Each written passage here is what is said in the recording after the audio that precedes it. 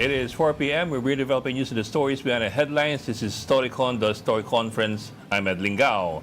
Some stories are watching this last day of 2025.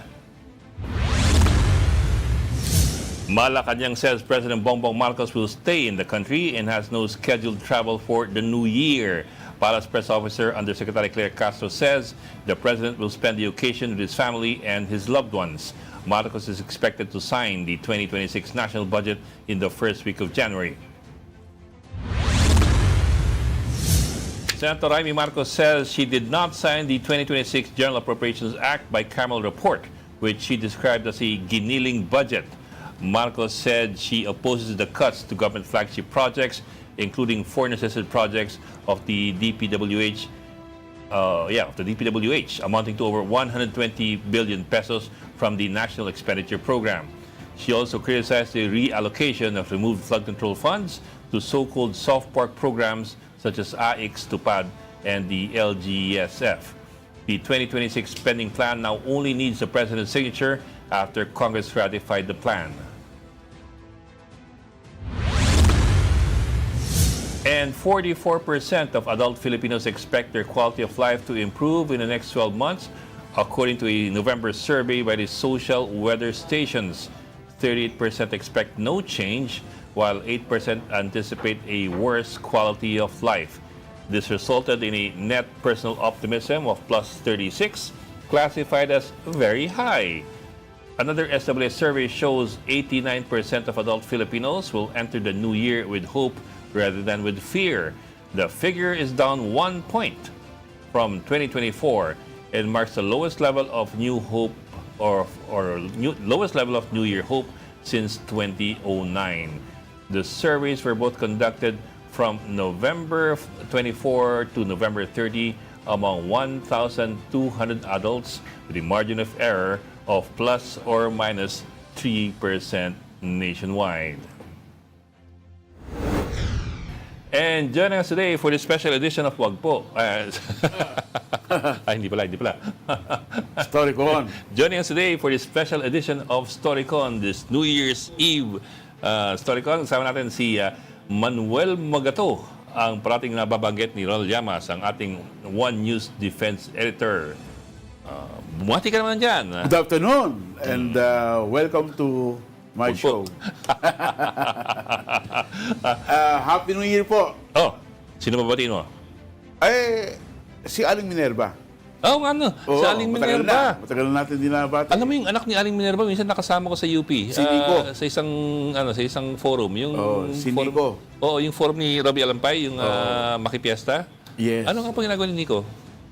Nasa press one siya. Siya Oo nga, sabi nga niya. Foreign influence manipulation. Yung gumagawa. The famous Aling Minerva. Yeah. At ang kanyang anak na And we have a resident political pundit, Ronald Llamas, on the move. Magandang hapon. Happy New Year po sa lahat ng ating tikapakinig. Mops, nakuha mo ba yung lechon na pinadala ko sa'yo? Balat lang nakuha ko eh. Balat? Okay na yun. Huwag ka na magreklamo. Balat lang nakuha ko eh. Wala yung laman. Baka umatras. Baka umatras yung lechon. Huwag ka magreklamo sa balat ng lechon. Ayos yun. Oo.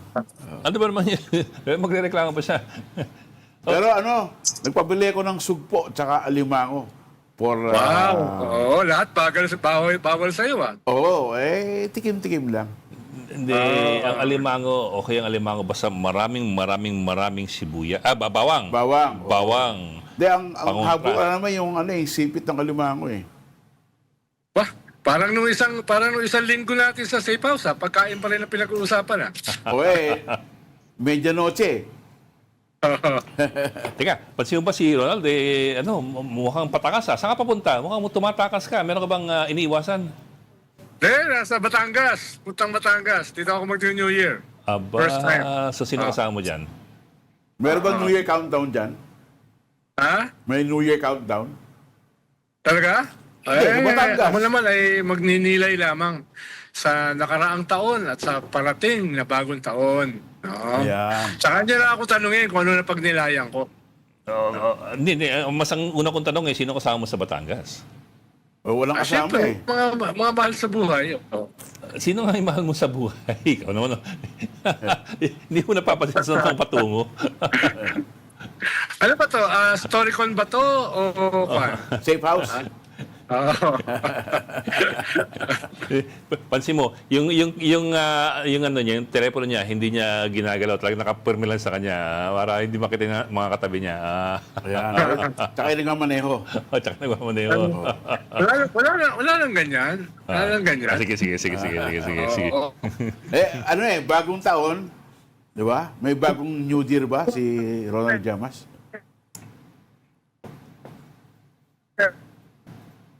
Nawala. Ayan tuloy. Alam mo, mga style ganyan, style bulok yan ha. Yung kunwari, nagcha-choppy-choppy.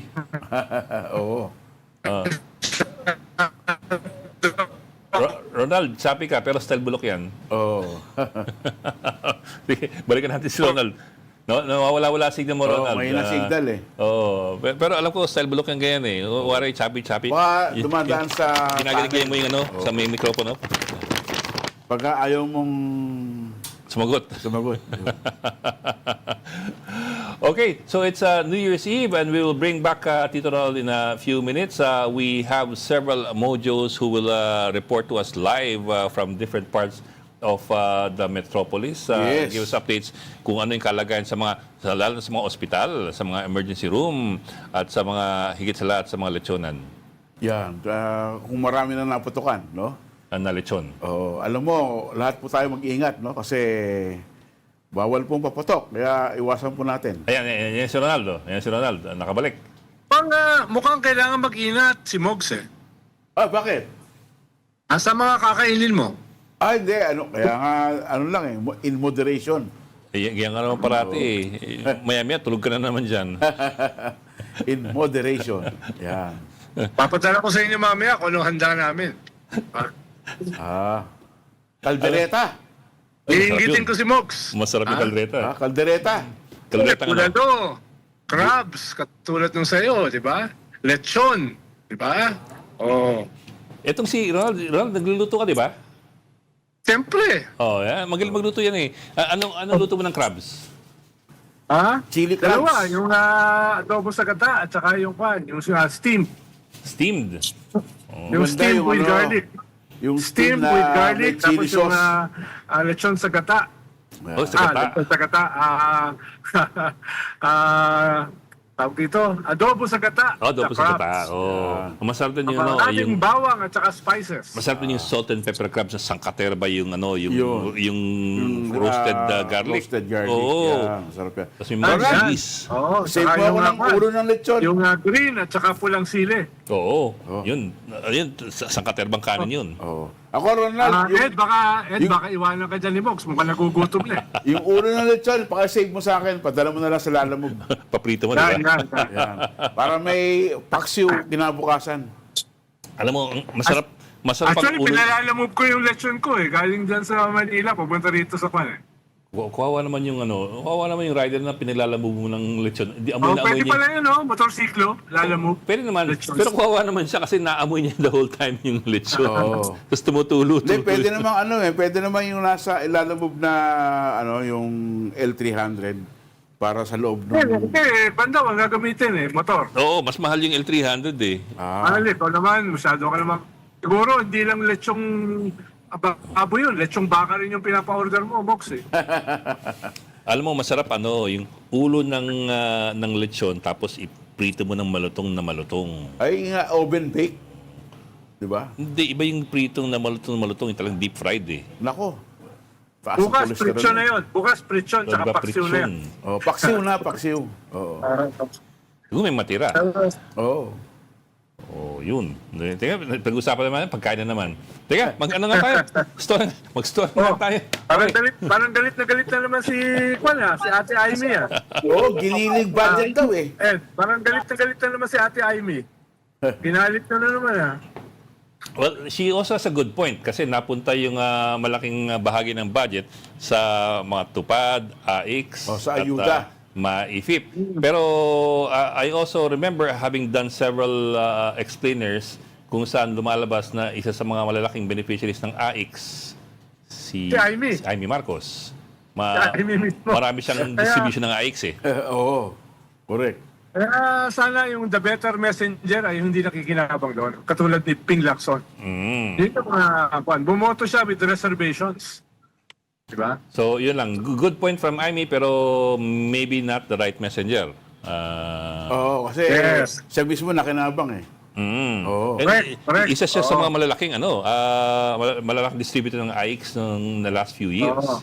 Parang kanyan parang si Manny Mogato, mag-a-advise sa atin na kumain ng healthy, huwag kumain ng lechon, no? Parang mali yung messenger. Ano? Tapos siya pala kumakain, ano? I also remember kasi ang dami dami ko nahanap na mga images online kasi pinapost sa Facebook page ng ng mga LGUs tsaka ng Facebook page ni Jaime rin dati. Yung mga distribution ng AX, distribution ng AX by Senator Jaime Marcos. Nakapangalan talaga sa kanya. Pero bawal na yan sa bagong GAA. In fairness, hindi lang siya yung ganon. Marami silang ganon. Pero Hindi, pero under this new GAA, bawal na raw yung umepal, yung mga politiko. well, yeah. Ah. Pero meron pa rin GL. Oo, meron pa rin. Pipila pa rin. Sorry, guarantee letter. Meron pa rin guarantee letter. Yung guarantee letter, pipila pa rin yung tao dun sa tanggapan ng mga politiko. Kasi bookends yan eh. Bookends po yan. Doon sa umpisa ng proseso, yung pipila yung mga tao para makakuha ng guarantee letter o undertaking o gransya mula sa politiko para siya ay mabigyan ng ayuda o kaya ay ng yung MyFIP, yung medical assistance. Pero sabi sa akin ng mga kakilala ko, napaagalante raw ni Jaime sa GL. No? Mababa raw yung 10,000 ang binibigay niya sa mga pasyente. No? Ang sabi ni Senator Ping Lacson ay gumawa sila ng mga rules daw para hindi na yung mga politiko ang magbibigay ng mga GL na yan. Yun ang sabi DOH ni na. Senator Ping Lacson, no, na nakausap ko siya kanina. Sabi rin niya ay tutol siya dun sa program allocations, maliban lang dun sa pondo para sa military. Sa Ano, organization. kailangan daw natin yung program na yun para sa armed forces natin. yung Para foreign assistance protektahan projects. yung ating bansa. Lalo na dito sa aggression at invasion ng China. Magkano ba yung program? Sabi niya na wag daw tanggalin sa program yung foreign assisted. Yun. Yan, no. Ronald, magkano ba yung modernization fund na program? 40 billion ba o 50 billion? Hindi ko sure yung yung final na nakalagay. Yung final. Kasi yung Ikaw proposal, ikaw ang defense expert Ano bang nakalagay? nung proposal kasi umabot sa 90 billion eh. Yung modernization fund, no? Kasama na yung unprogram tsaka yung program funds. For Kaya 26? 90. For 2026? Oo, for 2026. No? Hindi ko lang alam kung nasunod yun. No? Kasi hindi ko nakita yung Pero final eh. kasama na doon yung program. So malamang Oh. mas smaller yung program. Dun sa main Hindi, mas malaki main yung process. unprogram, Ronald. Parang 50 billion yung unprogram eh. Ano no? 50 billion yung unprogram. Dito sa 2026. Oh, 40 billion lang yung binigay sa regular budget. Oh, pero kulang pa rin yan. Kasi Yes, kulang pa rin yun. yung Pero wish list ni Pangulong depende rin, Marcos, Bogs, kung saan gagamitin 2 trillion eh. Oh. Ha? Depende rin kung saan gagamitin Halimbawa, dapat ang gawin na natin, mag-create na tayo ng ating drone industry. Parang Ba? Ukraine. Effective ngayon ng drones, saka mas mura. Oo. Alam mo ba, Ronald, na bumibili ng drone yung military sa China? Sa off the shelf, yung mga commercial supplier. Baka ibalik sa atin yung mga drones na yun. Baka Ang gamitin dami, natin sa atin. ang daming binili ng military na 3 klaseng drones. Oh, pero yung Japan nag-o-offer, tsaka yung Ukraine Pero nag-o-offer. kasi kung tayo yung gagawa, Kaya yung naman natin Ukraine yan eh. yung Ukraine magaling dahil dati wala silang drone industry. Tsaka sa Ukraine, kinuha nila yung makamura tayo sa technology ng ibang Ukraine. bansa, tapos gumawa sila ng sarili nila. Yung Japan may offer din na magbigay ng drone. Mhm. Yeah. Oh. Imagine mo yung mga drones ng Ukraine, kayang wasakin yung mga Barko. tangke ng Russia na millions of dollars ang halaga. Yung drone nila, yung anti-tank nila, $100 lang. Imagine mo yun, di ba? Yun ang asymmetrical warfare. Yun sana ang gawin natin pang depensa ng ating territory. Tsaka meron silang underwater drones. Actually, meron tayong underwater tsaka surface drone na bigay ng kano, no? Nasa Palawan, no? Tinitrain yung ating Philippine Navy doon sa Oyster Bay. Yala, nagchapi ulit si Ronald. Ronald, nagchapi ulit. We'll bring you in pag nag-clear ang signal mo. Nagchapi ka kasi your mobile eh. Anyway, pasok natin si Mojo Julie Baisa who is coming to us live from Bocaue, Bulacan kung saan I suppose nandun siya sa mga bentahan ng paputok. Yan, oh. Julie, can you hear us? Yes, Bok, bumugso na ulit yung mga bumibili ng paputok dito sa Bocaue, Bulacan, ano? Meron ng stop ng war. Julie, anong pinakamabenta dyan sa Bocaue? Ang pinakamabenta ngayong araw, fountain, lucis, at saka yun pong fireworks pa rin, of course, ano? Pero sa mga paputok, ubusan na yung sawa na tinatawag nila sawa, yung mahabang paputok, wala nang mabibili sa ilan sa mga tindahan dito. Nagmumura na rin yung presyo, ano? Kaninang umaga hanggang gatanghali, ang presyo nung, let's say, sa lucis 50 to 250 pesos. Ngayon, yung mga kaninang binibenta ng 150, 100 pesos na lang ngayon. Sa fountain, nasa 150 to 1,500 din yung presyo.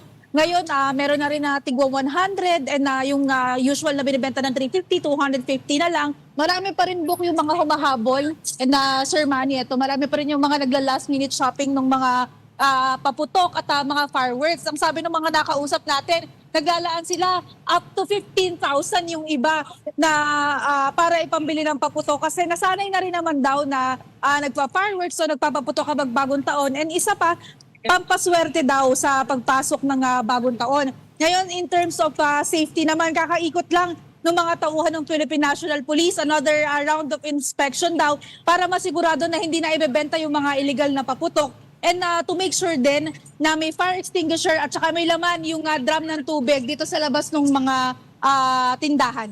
Ayan. Julie, Ano ba ang illegal na paputok? ay binila din. Plapla, Piccolo, 31 po yung nasa listahan ng PNP. Ilan nga dyan yung Plapla, Piccolo, Goodbye Lolo, Super Goodbye, Lolo. Philippines. So yung may mga Goodbye, tsaka yung Bin Laden po, yan daw kasi yung mga hinahanap kasi yan daw talaga yung mga malalakas. Oh. Pero kumpara nung nakaraang taon, Julie, kamusta ang benta ngayon? Matumal ba o pareho lang? Actually, tinanong natin yung ilan sa mga tindahan. Ang sabi nila, kumita naman daw sila. Kasi kung titingnan mo kasi yung assessment kanina, Sir Manny, parang parang butas, parang kakaunti yung tao, parang malamlam yung pagpunta. Pero pag tinatanong naman natin sila, sabi nila, nauubos naman daw yung mga stocks and hindi naman daw nalulugi. Kasi alam mo, nung nakaraang taon, no, nung bata pa ako. No, teka mo, teka lang yun. Kasi wala pang Pasko, puputukan na eh. Ngayon wala akong marinig na paputok sa lugar namin eh. Mog, so panahon mong bata ka pa, kanyo nata pinapaputok ninyo. Oo, yung kawayan, no?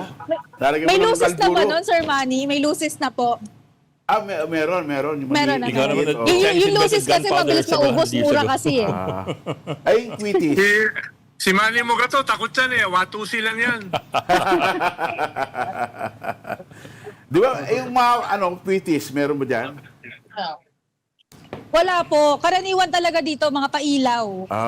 Okay. Oh. Tsaka yung ngayon, yung higad. Ano higad? Yung Ay, parang paputok po, sawa. paputok. Parang sawa. Sigas Maliit na sawa ang higad. Akala ko. Maliit na sawa. Meron pa rin pong maliit na higad. Oo. Ang anak ko, yung higad, si Lord de Bere.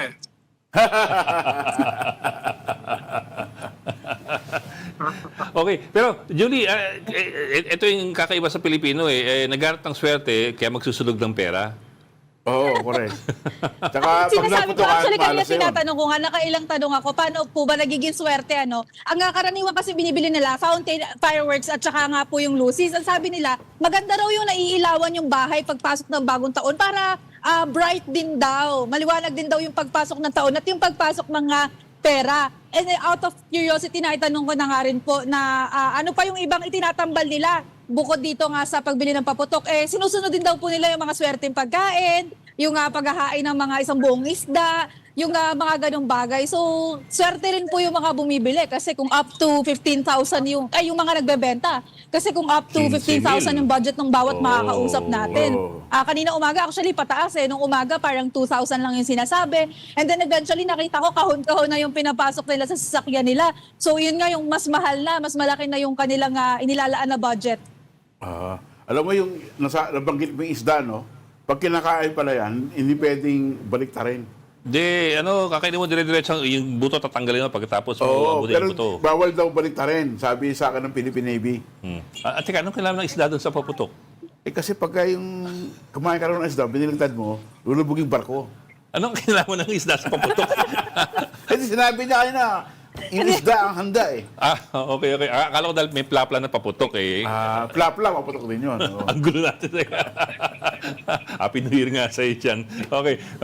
Alam mo, okay. Ronald, Manny, Julie, I'll also be the Grinch today. Kasi itong tanong ko wala si Ronald. Ito yung tanong ko kahapon eh. Kung talagang mas nakakaswerte ang mga paputok tsaka yung mga bilog na bagay. Yung mga prutas. Abay, napakaswerte ng mga nagtitinda ng mga yan kung gano'n. Yes. Dapat naka-polka dots ka. Edi dapat napakaswerte na nila ngayon. Kasi ang dami nilang gano'n. Pero swerte sila sir Bok, swerte sila kasi ito Mabente. ilang taon na nating napupuntahan to mga to.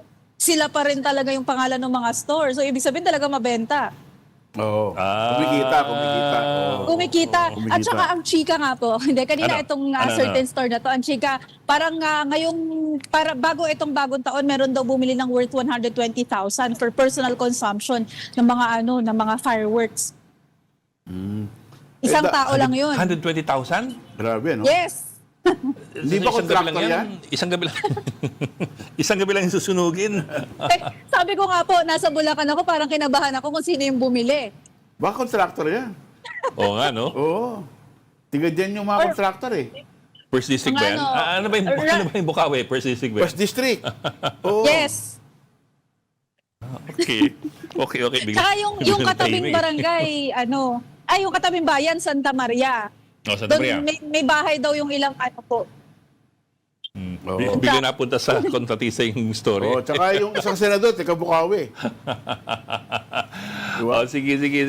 Julie, teka, may tanong sa'yo si Mogs tungkol sa ano yung, ikaw sa mga hindi nakakaalam, maliban sa pagkukover ng mga paputok, mga putukan sa Bulacan, si Julie nagkukover ng mga putukan sa Palasyo. Yan. Mga puputok na storya. Ano yan? Unang tanong, Julie, nasa ba si Pangulong Marcos? Nasa Malacanang daw po, hindi daw po magbabiyahe si Pangulong Bongbong Marcos, sabi ni Undersecretary Claire Castro.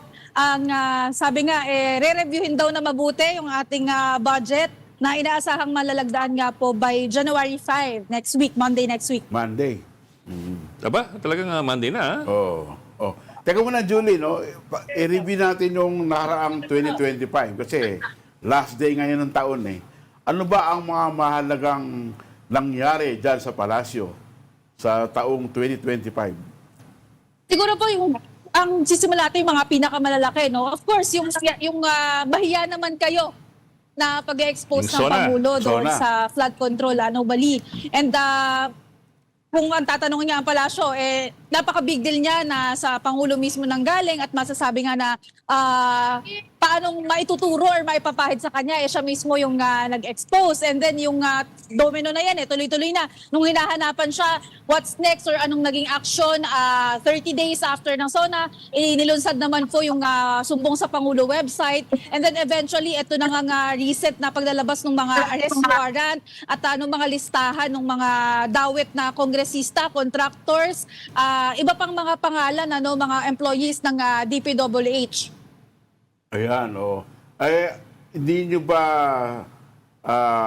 kinonsider yung pagka-aresto kay dating Pangulong Rodrigo Duterte ng ICC? Isa sa pinakamalaking balita dahil may far-reaching epekto hindi lang sa Pilipinas, kundi sa international. Yes, pero Sir Manny, kung tatanungin mo kasi yung palasyo, parating ang sagot, hindi ba kikialam, ginagawa lang yung mandato, parang nailalagay siya sa ilalim ng mga issue.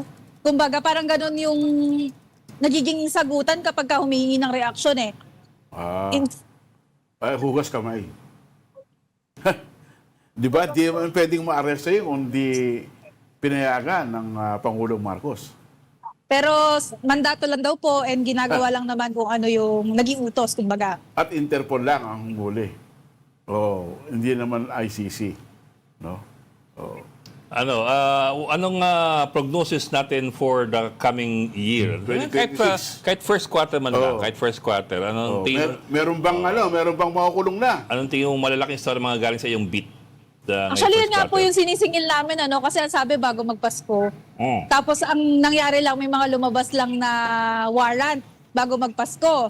And sa budget, medyo napag-iwanan din kasi last year, 29, if I'm not mistaken, 29 po na pirmahan yung GAA. And ngayon, ito, inabot nga tayo ng kung mapipirmahan man sa January 5. So inaasahan natin, flood control pa rin yung magiging takbo nung istorya dito sa palasyo, lalo na po na si Pangulong Bongbong Marcos lagi naglalabas ng mga vlog at saka report tungkol doon sa development dyan sa flood control. Okay. Maraming salamat, mobile journalist Julie Baisa. Thank you, Julie. Happy New Year. Happy New Year po! Oh, si Tito Ronald, hindi na nakabalik. Anong paliwanag nila? Ayun, yun, si Ronald. Oh, Bok, anyan ka pala. Ito. Hanap ka namin eh. Kaya, tinatanong ko nga kung anong paliwanag ng Malacanang eh. Teka, si Julie ba nandiyan pa? Wala na? Bumitaw na. Wala na. Bitaw na. Bumitaw Oh. na. Sige. Sorry, Bok. Nagsasagot kita. Sorry. Nagsasalita pa. Pero wala na yung video niya eh. Anyway, Bok, let's also bring in our mobile journal, si Yeda Pascual, now at the East Avenue Medical Center in Quezon City. Yeda, kamusta dyan? Meron na bang mga pasyente? Marami na ba ng putukan? Bok, so far wala pang napuputokan ngayong araw na ito. Nako, buti Pero as naman. of December 21 ay meron silang 6 na itala na firework-related injury. Pero ang huling natalang kaso ay noong December 28 pa. So matagal-tagal na, ngayon nga wala pa. Pero ina-expect nga, historically, sabi ng pamunuan ng EAMC ay dadagsa yan mamaya after 12 midnight or ang pinaka-peak nga daw ay morning ng January 1st. Kaya inaasahan nila na dadami yung tao. So far ngayon, maluwag-luwag pa yung kanilang ER. Pero nakaredy naman na yung mga gamit na talagang manghihina ka kapag ka nakita mo. Pamputol, no? Pamputol Yes. ng daliri, kung ano-ano mang puputulin dyan. Yes, sama kayo dyan. Ang pinaka-worst Verbal case lagari? na na-handle nila simula 2 cases noong December 28 ay naputulan ng daliri nung hintuturo. Oo. Yun pa lang daw. Actually, moderate pa nga lang daw yun. Hindi pa daw yun severe. Kasi ang mga pinakamalala talaga, yun talagang pinuputulan ng kamay, ng paa. Talagang hasabukan. Ayan. May lagari dyan, pamputol. Yes, meron. Oo, malaki Marami ba? na. Mga, Hindi lang lagari, mga gamit na nakahanda. meron parang pliers na Right. na blade yung yung pang crunch. Kasi buto no? Oo, buto. Oo. Ayan. Ayan, Ayan, ayan, oh. Tires, May mga martilyo Ayan, may po. martilyo pa, oh. lagari, martilyo. Tama. Ayan, nako, nakakatakot nga yan. Kung ayaw niyong ma-Frankenstein. Oh. So, ingat po kayo, no? Para maiwasan niyang mga gamit na yan, na magamit sa inyo, wag na kayong magpuputok. Manood na lang kayo ng fireworks display sa mga countdown areas, di ba? Yeah. Tama. Gumamit na lang daw ng turotot kaysa magpaputok para iwas Ayan, sa oh. peligro ngayong bagong taon. Pero tsaka yung mga kaldero, pagka palu-paluin yung gano'n, no? Para maingay. Oo. Mogs, medyo parang feeling mo yung 1979 na Ganun ginagamit namin. Ang kabataan parliamentary namin, election sa batas ng pambansa na noise barrage yan. Oo, yung kaldero. Oo. Pasensya na mga kaibigan, si Mogs medyo ibang henerasyon. Hindi na yata inabot ni Yeda, yung mga kaldero, tsaka palayok. Ginagawa yan ng tatay ko. Ayun. Until Yung Kasi kawayan. edad ko, yung Yes. Ay, Yung kawayan. Ronald. Yung kanyon. Oo, kanyon. May kalburo. Kalburo. Oo. Ay, tanong natin si Yeda, Ronald. Nga pala, Yeda, kasi pinagbabawal din yung mga kanyon, di ba? Tsaka mga boga. Bawal. By any chance ba, napaliwanag ba sa atin dyan kung bakit delikado yung mga yon? Just in case, napaliwanag nila. Kasi, nung panahon ni Mogs kasi, ang mga kanyon, Kawayan. Oh. yun ang paputok ng bayan. Correct. At least nung panahon yun, nung mga dekada 40. Ay, di naman. Oh. Hindi, nung panahon ni Mogs, tunay na kanyon yun. World War II yun eh. Oh. Then, The galleon trade pa tayo. napalitan ng mga PVC pipe. Oo. PVC Mga pipe. galleon trade pa tayo eh. Galleon trade, di ano yun, yung mga bakal na Kaya nga, kanyon. mga galleon Oo. talaga. Juan.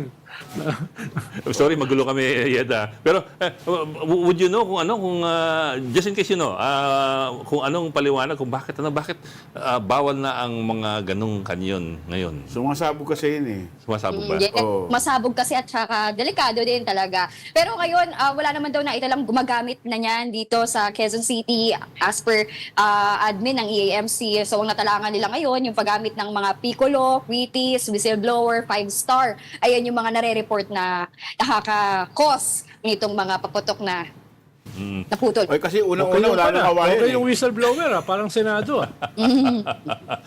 Okay, ito yung dahilan dyan eh. Kasi nung panahon yun, yung mga kawayan na ganun, ilalagay nila kalburo, di ba? Oo, kalburo. Oo. Tapos lalagyan ng konting tubig yan, Tubig. tapos hahalu-haluin ng konti. Yung chemical reaction yan will create acetylene gas.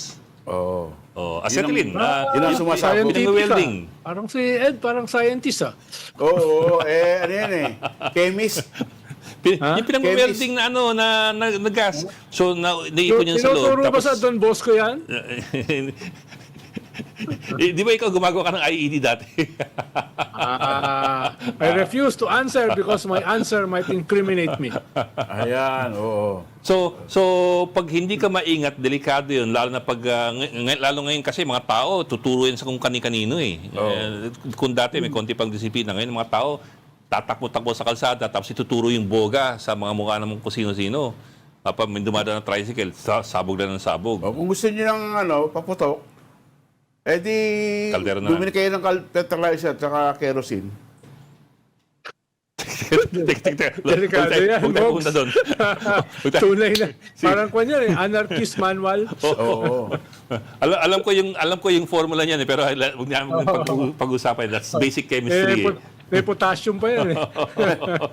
Huwag natin pag-usapan yung mga detalye dahil delikado. Wag na. Ito talaga si Yeda, Mogs, oh. maraming salamat. Thank Sorry, you, magugulo yung Yeda. mga tito mo dito. Happy New Year!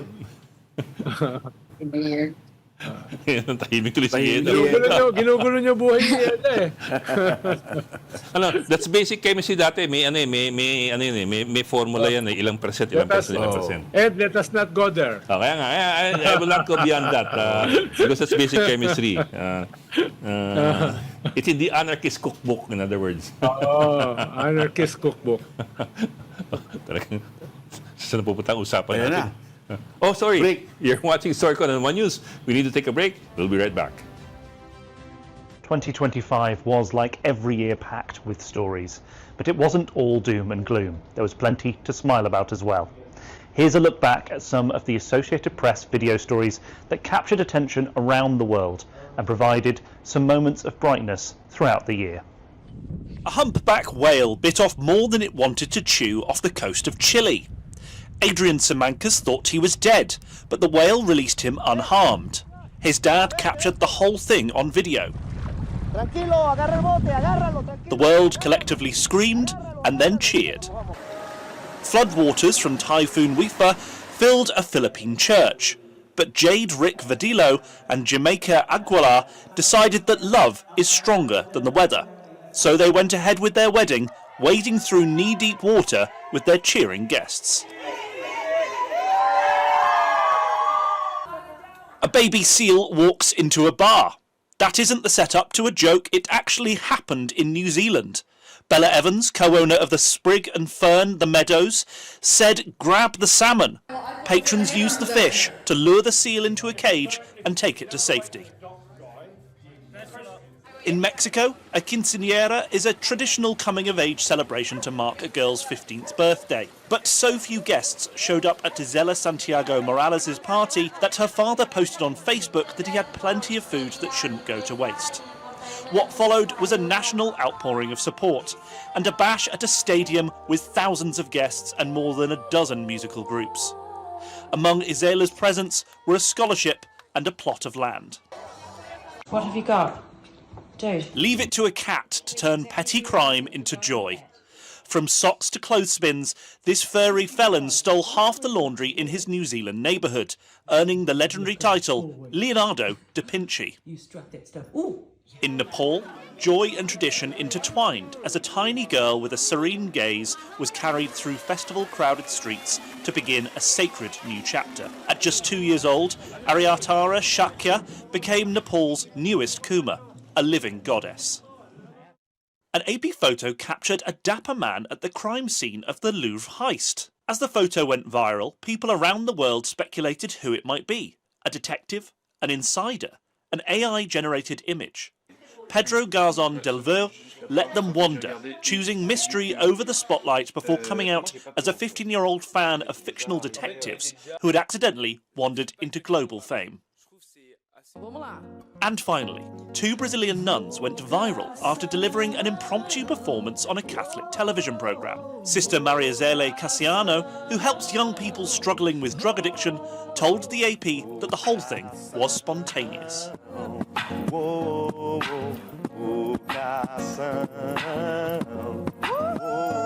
Rapaz, que é isso, cara? Isso aqui é essa família de amor. É alegria, gente. A alegria de...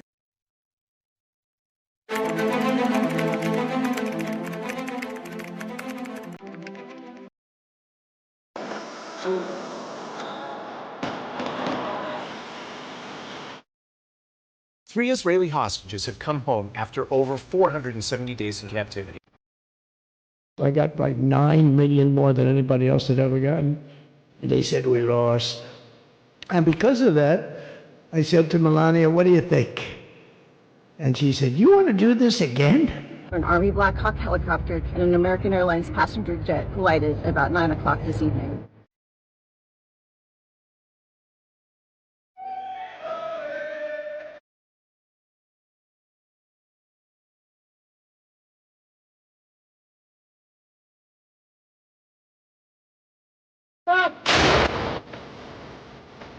Vatican says that at 7:35 this morning, Pope Francis died.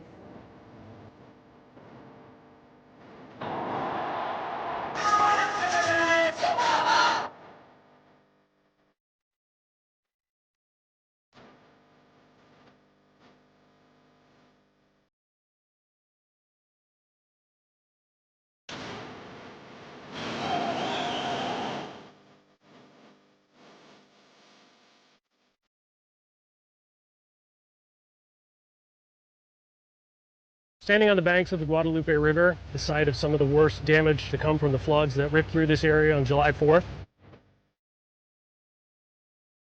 This is Panom Dongrak Hospital in Thailand's Surin province. It was hit yesterday by Cambodian artillery shelling.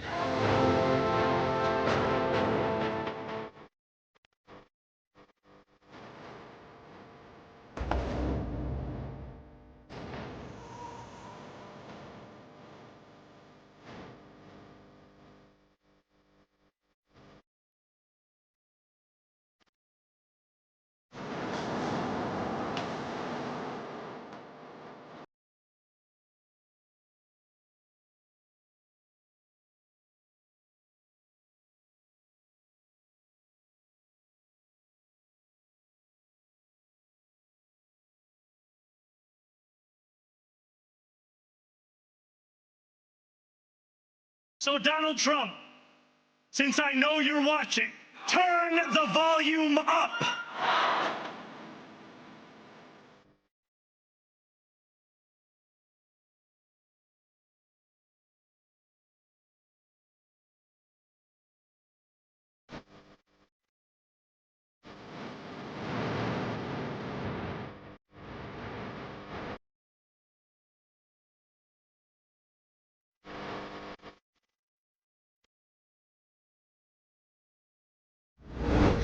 We've got developing news in the stories behind the headlines. Welcome back to Storycon, the Story Conference. I'm Ed Lingao, and of course, still with us on this last day of 2025, ang ating one and only, si Mr. Manuel Mogato, ang ating Pulitzer Prize winner at ang ating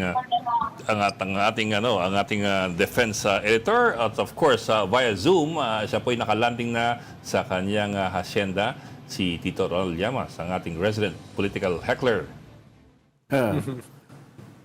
Well, at least stable na yung ano niya. Nasa Bali pa? Sarap ng sariwang hangin. Nasa Lipa ka ba? Sarap ng kwan? Oo. Sarap ng sariwang hangin. Malamig Hindi dyan. mo mabibili to. Malamig dyan, Bok. Oo, kasi ano yun plateau, yung Lipa. Nakita mo yung kutis ni Ronald, parang gumaganda dahil sa klima eh. Oo. Saan yung hilo ko? Yung hilo? Hindi. Huwag ka Huwag na yan, wala. mag-ilisyon. Wala yan, wala. Abusado ka na May hilo, doon. may hilo. Wala, hindi lang Umabuso makita ka na. Sige. Sobrang kwan ko, sobrang bait ko. Ito yung talagang mabait. Kung makakausap natin ngayon na si Merrimon Reyes, ang ating mobile journalist, reporting to us from the Jose Reyes Memorial Medical Center. Sa Tondo yan, di ba? Hindi, sa Santa Cruz. Santa Cruz. Okay. Yan, Santa Cruz. Ang ganda naman ng t-shirt ni Merrimon.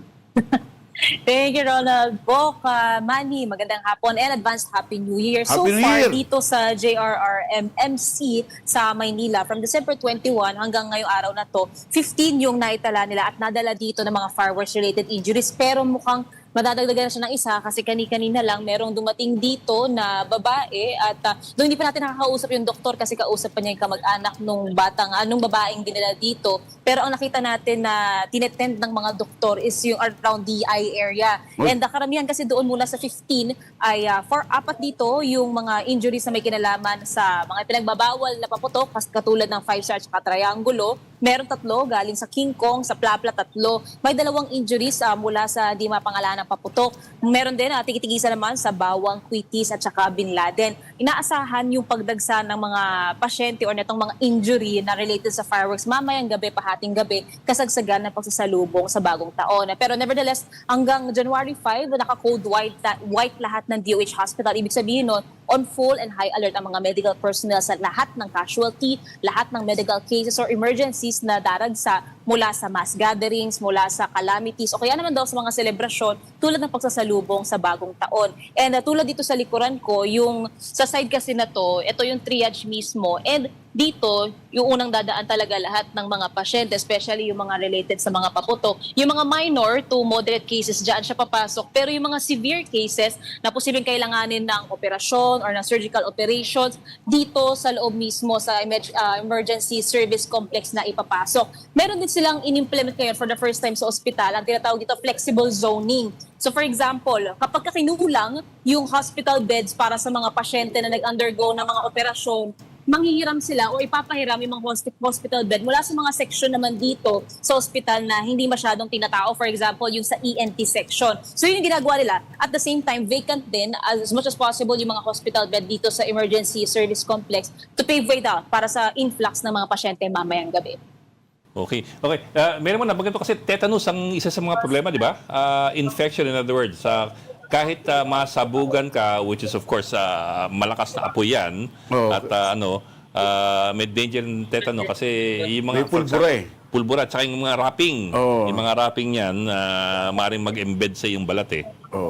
Tama, Bok. Saka yung mga possible yung mga debris. Kaya ang sinasabi ni Dr. Cynthia Versosa, siya ang chair ng Emergency Service Complex dito sa JRMMC, na kapag ka merong matamaan ng kahit anong bahagi ng katawan, bago pa man daw maihatid sa ospital or before bringing them to the hospital, hinisin daw na maigi yun, takpan, and then dalhin daw agad sa ospital. Wag na lang patagalin pa. Kasi ang problema rin dito, bukod dun sa lesions, kapag may mga bukas daw na sugat, yung posible nga na magkaroon ng infection. Kaya importante dito yung anti-tetanus shot.